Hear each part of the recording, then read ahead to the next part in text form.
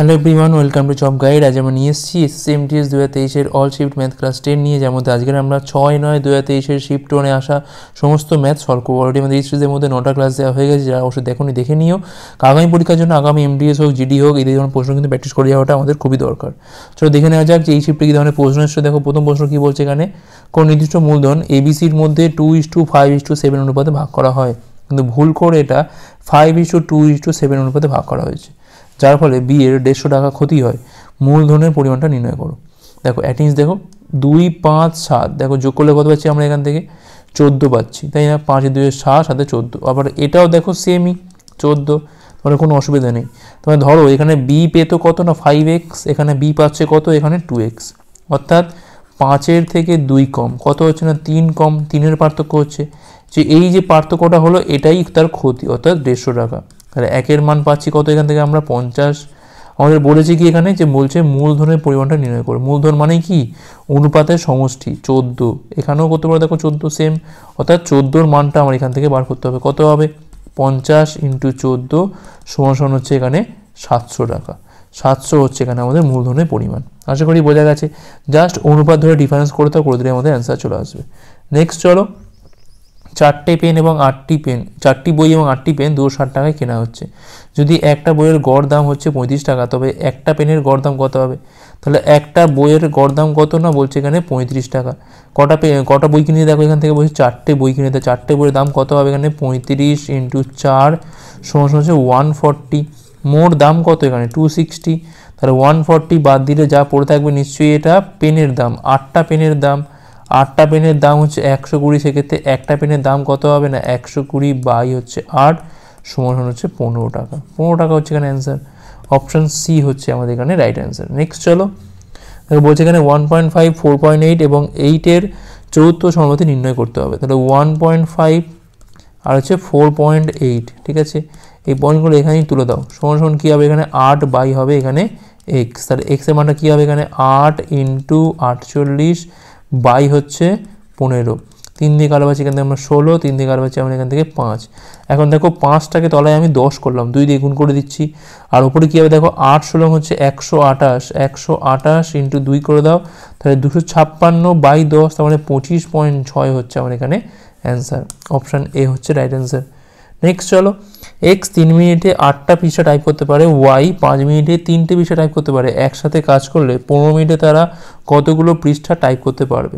দেখো x 1 মিনিটে 8/3 পৃষ্ঠা টাইপ করতে পারে, আর y 1 মিনিটে কত পৃষ্ঠা টাইপ করবে না 3/5টা পৃষ্ঠা টাইপ করতে পারে। এখন যখন এরা একসাথে কাজ করবে x আর y, তখন 1 মিনিটে কতগুলো পৃষ্ঠা টাইপ করবে না 8/3 প্লাস হচ্ছে 3/5, 15 হচ্ছে আমার এখানে লসাগু। 5 মানে 40 পাচ্ছি এখান থেকে আমরা, এখানে পাচ্ছি আমি 9, অর্থাৎ 49 বাই হচ্ছে 15টা পৃষ্ঠা টাইপ করতে পারবে 1 মিনিটে, যখন এটা একসাথে কাজ করছে। আর প্রশ্ন কী চেয়েছে এখানে, বলছে 15 মিনিটে কতগুলো পৃষ্ঠা টাইপ করতে, তাহলে 15 মিনিটে কত হবে? 1 মিনিটে করে এত, তাহলে 15 মিনিটে করবে নিশ্চয়ই বাড়বে, অর্থাৎ 15 × 49 বাই হচ্ছে 15 সমান হচ্ছে 49টা পৃষ্ঠা। অপশান ডি হচ্ছে এখানে রাইট অ্যান্সার। নেক্সট চলো, তো এখানে বলছে যে 20 জন স্টুডেন্টের একটা ক্লাসের গড় ওজন হচ্ছে কত না 30.5 কেজি। 6 জন নতুন স্টুডেন্ট যোগদান করার পর এটা গড় ওজন বলছে কি না 2 কেজি করে বৃদ্ধি পায়। ক্লাসে যোগদান করা 6 জন নতুন স্টুডেন্টের গড় ওজন কত? আগে দেখো টোটাল ওয়েটটা আমি বার করিনি, যারা জয়েন করেছে তাদের টোটাল ওয়েটটা কত। দেখো প্রত্যেকে কমসে কম 30.5 নিয়ে জয়েন করেছে, মানে 30.5 প্রত্যেকেই আছে, মানে 30.5 × 6। এবার তারা কিন্তু এটা থেকে বেশি নিয়ে এসছে, কারণ তারা জয়েন করার পর 2 কেজি করে বৃদ্ধি পাচ্ছে। তাই 2 কেজি করে বৃদ্ধি পাচ্ছে। মোট কজন দেখো এখানে 20 এখানে, আর এখানে 6, মানে 26 জনের ক্ষেত্রে 2 কেজি করে বৃদ্ধি পাচ্ছে। 26 × 2, এইটা হচ্ছে আমাদের টোটাল ওয়েট। এখন বলছে গড় বার করতে হবে, তাহলে সেক্ষেত্রে অ্যাভারেজ ওয়েট কী করে বার করবো আমরা জাস্ট এইটাকে 6 দিয়ে ভাগ করে দেবো। তাহলে 26 × 2 বাই হচ্ছে এখানে আমাদের 6, তাহলে এখানে পাচ্ছি আমি কত না 30.5 তো পাচ্ছি এখান থেকে সেপারেট করে দিলে।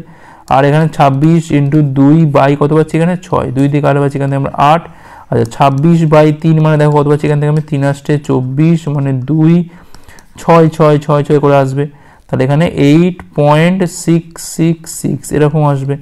তো এখানে পাচ্ছি আমি কত না 6 5 6 11 1 হাতের 1 39.16, যেটা আমাদের প্রায় 39.2 এর সমান। অপশান সি হচ্ছে আমার এখানে রাইট অ্যান্সার। আশা করি বোঝা গেছে এটা। টোটাল যেটা পাচ্ছি দেখো, জাস্ট আমরা এইটা এইভাবেও করতে পারতাম যে গড় তো হয়ে যাবে কত না 30.5, ঠিক আছে। এখন এর থেকে নিশ্চয়ই বেশি এনেছে, কারণ তারা আসার পর গড়টা বাড়ছে। মোট কত বাড়ছে না 26 জনে 2 করে বাড়ছে, ব্যাস এইটুকুই আমি ডিভাইড করে দেবো কতজনের মধ্যে, 6 জনের মধ্যে ডিভাইড করে দেবো, দিলে আমাদের অ্যান্সার চলে আসবে কত না 39.2। নেক্সট চলো, একজন ব্যাটসম্যান 13তম ইনিংসে 96 রান করে, এরপরে তার গড় 3 বৃদ্ধি পায়। 13টা ইনিংসের পর তার গড় নির্ণয় করো। তো ধরে নাও তার আগে গড় ছিল হচ্ছে এক্স, তাহলে 12টা ইনিংসের গড় ছিল কত না এক্স, তাহলে মোট রান কত ছিল না 12x। এখন এর সাথে 96 যোগ করো, এর ফলে কি হবে না 13খানা ইনিংসের গড় এখন বেড়ে x+3 হয়ে গেছে। ব্যাস সমাধান করে দাও, 13x 12x, এরপর থেকে এক্স পাচ্ছি আমি 3 13 39, অর্থাৎ 96 মাইনাস 39 বিয়োগ করলে পাচ্ছি এখানে 7 9 16 46, এখানে পাচ্ছি আমি 57 পাচ্ছি আমি এখানে এক্স এর মান। চেয়েছে কি এখানে বলছে 13টা ইনিংসের পরের গড় কত, অর্থাৎ এই 3টা যোগ করে দাও, 57 প্লাস 3 = 60 হচ্ছে এখন তার গড়, ঠিক আছে। নেক্সট চলো, সুরজিৎ একা একটা অ্যাসাইনমেন্ট 8 দিনে শেষ করতে পারে, মনজিৎ একা একটা অ্যাসাইনমেন্ট 6 দিনে শেষ করতে পারে। বলছে ঠিক করেছে কি এরা, যে এটা অল্টারনেট দিনে কাজ করে শেষ করবে। শুরু করবে সুরজিৎ, তাহলে কত দিনে অ্যাসাইনমেন্টটা শেষ হবে, তাহলে সুরজিৎ কাজটা করছে 8 দিনে, আর মনজিৎ কাজটা করতে পারে 6 দিনে। 8 আর 6 ক্ষেত্রে যদি আমি করি তাহলে 24 হচ্ছে আমার এখানে টোটাল কাজ, ঠিক আছে। এলসিএম নিয়ে নিলাম এখান থেকে, সেক্ষেত্রে আমাদের সুরজিতের এফিসিয়েন্সি কত না 3, আর এখানে মনজিতের ক্ষেত্রে কত না 4। এবার দেখো বলছে কি না অল্টারনেট দিনে কাজ করতে, ফার্স্ট দিন যাচ্ছে গিয়ে সুরজিৎ 3 করে দিয়ে চলে আসছে, সেকেন্ড দিন যাচ্ছে গিয়ে মনজিৎ করে আসছে 4, অর্থাৎ দুদিনে কতটা হলো, দুদিনে হলো 3 + 4 = হচ্ছে 7 ইউনিট, ঠিক আছে। এখন এর সাথে 3 গুণ করে দাও, তাহলে 6 দিনে কতটা হচ্ছে, 6 দিনে হচ্ছে দেখো এখান থেকে এর সাথে 3 গুণ করে দাও, দেখো 21 ইউনিট কাজ আমার হয়ে গেছে, ঠিক আছে। তাই পড়ে থাকছে আর 3 ইউনিট, অর্থাৎ 7th ডেতে 7ম দিনের মাথায় কে যাবে না সুরজিৎ যাবে, ও গিয়ে এই বাকি 3 ইউনিট কাজটা করে দিয়ে আসবে, তবেই দেখো কাজটা সম্পূর্ণ হয়ে গেল আমার 24 ইউনিট। তাহলে মোট কতদিন লাগলো, এখানে 6 দিন আর এখানে একদিন 7 দিন, 7 দিনে কিন্তু কাজটা শেষ হবে। অপশান এ হচ্ছে এখানে রাইট অ্যান্সার। নেক্সট চলো, দুটো সংখ্যার অনুপাত বলছে এখানে 2:5, লসাগু বলছে 80 হলে সংখ্যাগুলি নির্ণয় করো। তাহলে আমি তোমার ধরলাম কি এখানে 2x আর একটা হচ্ছে 5x, লসাগু মানে 2 × x × 5 = কত 80। তো এখান থেকে দেখো x এর মানটা পাচ্ছি কত আমি না 8 পাচ্ছি, তো সংখ্যাগুলো কী কী হবে, একটা হবে 8 × 2 = 16, আর একটা হবে 5 × 8 = 40, 16 আর 40, অপশান সি হচ্ছে আমার এখানে রাইট অ্যান্সার। নেক্সট চলো, একই দৈর্ঘ্যে দুটো ট্রেন সমান্তরাল ট্র্যাকে একই দিকে এত বেগে এবং এত বেগে দৌড়াচ্ছে। দ্রুতগামী ট্রেনটা মন্থর ট্রেনটিকে 48 সেকেন্ডে অতিক্রম করে, তাহলে প্রতিটা ট্রেনের দৈর্ঘ্য কত, ধরলাম এখানে এল মিটার করে প্রতিটা দৈর্ঘ্য। একে অপরকে অতিক্রম করছে মানে ট্রেনগুলো নিজেদের দৈর্ঘ্যের সমষ্টিকে অতিক্রম করছে, ঠিক আছে। এই যে ফার্স্ট ট্রেনটা স্লো ট্রেনটাকে অতিক্রম করছে মানে কি ট্রেনটা নিজেদের দৈর্ঘ্যের সমষ্টিটাকে অতিক্রম করছে, হলো। এবার একই দিকে যাচ্ছে মানে কি হবে না আপেক্ষিক বেগটা 54 থেকে 36 এর বিয়োগ হবে, কারণ বিয়োগ হবে, একই দিকে যাওয়া মানে আপেক্ষিক বেগটা বার করার সময় কী করি আমরা বিয়োগ করে দিই। এখন এটা রয়েছে কিমি/ঘন্টাতে, তাহলে 5-এর 8 দিয়ে গুণ করে আমাকে নিয়ে যেতে হবে সেকেন্ডে নিয়ে যেতে হবে, এর সাথে সময়টাকে গুণ করে দাও, কত এটা 48 সেকেন্ড, ব্যাস। তাহলে 12 এর মান পাচ্ছি কত এখান থেকে 18 পাচ্ছি, এখানে 18 × 5/18 ইন্টু হচ্ছে 48, তো এই 18 কাটে এখান থেকে 5 আসছে কত 240 হয়, এখান থেকে এর মান পাচ্ছি এখান থেকে আমরা 120, অর্থাৎ প্রতিটা ট্রেনের দৈর্ঘ্য কত 120 মিটার, অপশান ডি হচ্ছে এখানে রাইট অ্যান্সার। নেক্সট চলো, একটা ত্রিভুজের বলছে বাহুগুলো 3:4:5 অনুপাতে আছে, এটা পরিসীমা হচ্ছে 24 মিটার, তাহলে ক্ষেত্রফল কত।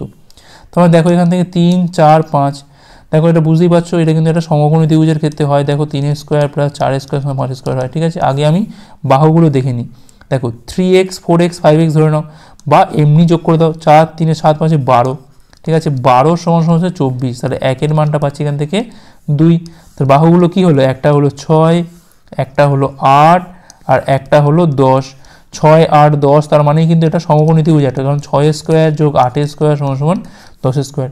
সেক্ষেত্রে ক্ষেত্রফল কী হবে না হাফ ইন্টু ভূমি ইন্টু হচ্ছে উচ্চতা, 6 আর 8-এর মধ্যে যে কোনো একটাকে ভূমি আর উচ্চতা ধরে নাও, কারণ 10 সাথে এখানে অতিভুজ, এটা বাদ দিয়ে দাও, তাই 2 দিয়ে কালো পাচ্ছি এখান থেকে আমরা 3 3 আসছে 24 হচ্ছে আমার এখানে বর্গমিটার হচ্ছে আমার অ্যান্সার, 24 বর্গমিটার, অপশান ডি। নেক্সট চলো, বলছে নিচের পাই চার্টে একটা কলেজে বিভিন্ন কোর্সে পড়া স্টুডেন্ট শতাংশ দেখানো হয়েছে। মোট স্টুডেন্ট যদি 1200 হয় সেক্ষেত্রে বিসিএ এবং বিএসসিতে পড়া স্টুডেন্টের অনুপাত কত? দেখো বিসিএ মানে হচ্ছে তোমার 12%, ঠিক আছে, আর বিএসসিতে মানে কত দেখো এখানে 18%, এদের মধ্যে অনুপাত বার করতে বলেছে। এবার দেখো এই যে পার্সেন্টেজটা হিসাব করছি আমি সেটা মোট স্টুডেন্টের ওপর, তাহলে 1200 এর এত, 1200 এর এত, এখন অনুপাত মানে তো এমনিই কেটে যায় সেটা, ওই জন্য আমি আর ধরলাম না, সরাসরি শতাংশের মধ্যে রেশিও করলে আমাদের অ্যান্সারটা চলে আসবে। 6 দিয়ে কালো পাচ্ছি কিন্তু আমরা 2, এখানে কালো পাচ্ছি আমরা 3, তাহলে 2:3 হচ্ছে আমার এখানে রিকোয়ার্ড রেশিও। ওকে, নেক্সট চলো। দেখো বলছি সলভ করতে বলছে, সাবধানে করো। দেখো 22কে 2 দিয়ে ভাগ করলে পাচ্ছি এখান থেকে আমরা 11, তাহলে -11, আর এখানে আছে +12, মানে এখানে আলটিমেট আসছে আমার 1, আর এখানে হচ্ছে আমার 45, তাহলে 45 + 1 মানে 46 পেলাম এখান থেকে। 70কে 25 দিয়ে ভাগ করলে পাচ্ছি আমরা এখান থেকে 2, আচ্ছা হলো। 0.4কে 0.8 দিয়ে ভাগ করলে পাচ্ছি আমরা এখান থেকে হাফ, ঠিক আছে, 1/2 পাচ্ছি আমরা এখানে, কারণ 0.4/0.8 করলে 1/2 হয়। আচ্ছা এইটা দেখো 1.5কে আমি 3 দিয়ে ভাগ করলে পাচ্ছি এখানে কত না 0.5, মানে এটাও কিন্তু আমার হাফ হয়েছে। প্লাস কত পড়ে আছে, প্লাস এখানে 1 পড়ে আছে, তাহলে আলটিমেট পাচ্ছি এখান থেকে 46, 2 48 জায়গায় হচ্ছে 49, আর এখান থেকে হাফে হাফে যোগ করে পাচ্ছি এখান থেকে 1, মানে 50 হচ্ছে আমার এখানে রাইট অ্যান্সার। অপশান এ হচ্ছে রাইট অ্যান্সার। নেক্সট চলো, বলছে এখানে 5400 টাকার ওপর 7 বছরে 4% হারে সরল সুদ নির্ণয় করো। সোজা আছে, 5400 টাকার ওপর 7 বছরে 4% রেটে বাই হচ্ছে 100, ঠিক আছে, গুণ করে দাও। 4 7 28, 8 হাতে রয়েছে আমাদের 2, 5 7 35, 2 কত হয় না 37, 378 ইন্টু হচ্ছে 4, 4 32, 2 হাতে রয়েছে আমাদের 3 এখানে, 4 7 28, আর 3 31, 1 হাতে রয়েছে 3 এখানে, 3 4 12 থেকে 15, 1512 টাকা হচ্ছে আমার এখানে সুদের পরিমাণ। অপশান এ হচ্ছে রাইট অ্যান্সার। নেক্সট চলো, 24 মিটার দীর্ঘ, 18 মিটার চওড়া এবং 16 মিটার উচ্চতা বিশিষ্ট একটা ইনডোর স্টেডিয়ামে দীর্ঘতম যে পোলটা রাখা যাবে তার দৈর্ঘ্য কত? দীর্ঘতম পোল হোক, বাঁশ হোক, কী করি আমরা না সেইটার আমরা কর্ণটা বার করে নিই, আর কিছুই না। তাহলে এখান থেকে 24 স্কোয়ার প্লাস 18 স্কোয়ার প্লাস হচ্ছে 16 স্কোয়ার, যা হবে সেটাই আমাদের অ্যান্সার, ঠিক আছে। 24 স্কোয়ার মানে পাচ্ছি এখান থেকে আমরা 576, এখানে পাচ্ছি আমরা 324, আর এখানে পাচ্ছি আমি 256। আচ্ছা এইটুকু দেখো 5 3 8, মানে এখান থেকে পাচ্ছি আমি 900, 900 আর 200 মানে 1156, ঠিক আছে। দেখো এইটা আমি যদি রুট করি কত পাচ্ছি দেখো, 3 স্কোয়ার 9 পাচ্ছি, 256, 3-এর দ্বিগুণ এখানে 4 দিয়ে খাওয়ালে 34 হচ্ছে আমার এখানে অ্যান্সার। তাহলে 34 মিটার দৈর্ঘ্যের কিন্তু পোলটা রাখা যাবে। অপশান বি হচ্ছে আমার এখানে রাইট অ্যান্সার। নেক্সট চলো, নিচের টেবিলের পোস্ট অনুযায়ী বলছে প্রার্থীর সংখ্যা দেখানো হয়েছে, কোন সেন্টারে সর্বোচ্চ সংখ্যক প্রার্থী আছে? মুম্বাই, কলকাতা, চেন্নাই, হায়দ্রাবাদ। মুম্বাই, চেন্নাই, হায়দ্রাবাদ আর হচ্ছে কলকাতা। দেখো ব্যাঙ্গালোর চেক করতে আমার হবে না, জাস্ট এইগুলোকে যোগ করতে হবে। তাহলে 12, 18, 30,000, 30 আর 8 হচ্ছে 38,000, আর এখানে হচ্ছে 38,200 হলো এটা, তাই না? আচ্ছা চেন্নাই দেখি আমি, 18,000, 18 6 24,000, 24,100 সর্বোচ্চ সংখ্যক বলেছে, তো বাদ দাও, এটা আমি আর ধরছিই না। আচ্ছা হায়দ্রাবাদটা দেখি আমি, দেখো 12 10 22,000, 22 7 29,000, বাদ দাও, এটাও কম। আচ্ছা 14, 18 হচ্ছে কত না 32, 32 আর 6 দেখো 38,500 এমনি ক্রস করে গেছে, মানে আমাদের কলকাতা হচ্ছে এখানে অ্যান্সার। অপশান বি হচ্ছে রাইট অ্যান্সার, আর তো করার দরকার নেই। নেক্সট চলো, 108 মিটার দূরে একজন পুলিশ একটা চোরকে দেখতে পায়, চোরটা ছুটতে শুরু করে এবং পুলিশটা তাকে ধাওয়া করে। এরকম অঙ্ক অনেকবারই হয়েছে, 108 মিটার দূরে পুলিশ চোরটাকে দেখতে পাবে, সবসময় দূরেই দেখতে হবে, কাছে দেখতে হলে ধরে ফেলতো না, তাই ছোটা দরকার হতো না, তাহলে অঙ্কটা তাহলে হতো না। যাই হোক, যদি চোর এবং পুলিশের বেগ 21 কিমি/ঘন্টা হয় এবং 23 কিমি/ঘন্টা হয় এরকম, তাহলে পুলিশের হাতে ধরা পড়ার আগে চোরটা কত দূর ছুটবে? আগে দেখো কখন ধরা পড়বে, তাহলে রিকোয়ার্ড টাইমটাকে দেখে নিই আমি, কী হবে দেখো গ্যাপটা কত না 108 মিটারের গ্যাপ, আর একই দিকে ছুটছে মানে আপেক্ষিক বেগটা কী হবে, বিয়োগ হয়ে যাবে, তাহলে 23 থেকে 21 বিয়োগ করলে হচ্ছে আমাদের আপেক্ষিক বেগ। এখন এটা আমাদের 5-এর 18 দিয়ে গুণ করে নিতে হবে, তবে আমরা পাবো কি না মিটার/সেকেন্ডে পাবো। আচ্ছা দেখো 108, এখানে পাচ্ছি আমি 18, এখানে পাচ্ছি আমি 2 ইন্টু হচ্ছে 5, আচ্ছা 2 দিয়ে কালো পাচ্ছি এখানে আমরা 9, তাহলে 108 ইন্টু 9/5 এত সেকেন্ড, ঠিক আছে। এখন বলছে যে ধরা পড়ার আগে চোরটা কত দূর ছুটবে, অর্থাৎ চোরের বেগটা দেখো দেওয়া হয়েছে কত না এখানে 21 কিমি/ঘন্টা, অর্থাৎ 21 ইন্টু 5-এর 18 দিয়ে গুণ করলে মিটার/সেকেন্ড, অর্থাৎ 1 সেকেন্ডে যাচ্ছে কত 21 ইন্টু 5-এর 18, সেক্ষেত্রে এই সময় যাবে কত 108 ইন্টু 9/5 কত যাবে, তাহলে 21 ইন্টু 5/18 ইন্টু হচ্ছে কত এখানে 108 ইন্টু হচ্ছে 9/5, কোনো কাটাকুটি করিনি, এইবার করবো। দেখো 18 6 হচ্ছে 108, 5 5 তো এখানে কেটেই গেল, তাহলে 21 6 হচ্ছে 126, 126 ইন্টু 9 করে দাও, 126 ইন্টু 9 মানে এখানে 6 লং 54, 4 হাতের হচ্ছে 5, 9 বারং 108 আর 5 হচ্ছে 113, 1134 হচ্ছে এখানে অ্যান্সার, 1134 মিটার হচ্ছে আমার এখানে অ্যান্সার। আগে দেখো যে কখন ধরা পড়বে, সেই টাইমটার সাথে তার বেগটাকে গুণ করে দাও, দেখবে আমাদের রিকোয়ার্ড অ্যান্সার চলে আসবে। এবার বেগটা রয়েছে কিমি পার ঘন্টাতে, আমাদের তো মিটার পার সেকেন্ড নিয়েতেই হবে, 1134 হচ্ছে আমার এখানে রাইট অ্যান্সার। নেক্সট চলো, 7,200 টাকার ওপর বলছে 1.5 বছরে বার্ষিক 10% হারে অর্ধবার্ষিক পর্বে চক্রবৃদ্ধি সুদ এবং বার্ষিক 5% হারে 3 বছরের সরল সুদের মধ্যে পার্থক্য কত? তো দেখো এখানে একটা জিনিস দেখো, এটা আমি সূত্র দিয়েও করতে পারি কিংবা আমরা এখান থেকে অনুপাত ধরেও করতে পারি। দেখো যখনই বলবো অর্ধবার্ষিক পর্ব, সেক্ষেত্রে কম্পাউন্ড ইন্টারেস্টে কী হয়ে যাচ্ছে, এখানে দেখো 10%টা 2 দিয়ে ভাগ করে হয়ে যাচ্ছে আমাদের 5%, ঠিক আছে। আমি এখন দেখো 1.5 বছরে মানে কি 6 মাস 6 মাস করে 3টে স্ল্যাব হয়, ঠিক আছে। 3টে স্ল্যাব মানে 5% করে যদি ধরি, তাহলে এদের মধ্যে এফেক্টিভ রেটটা আমি আগে বার করব।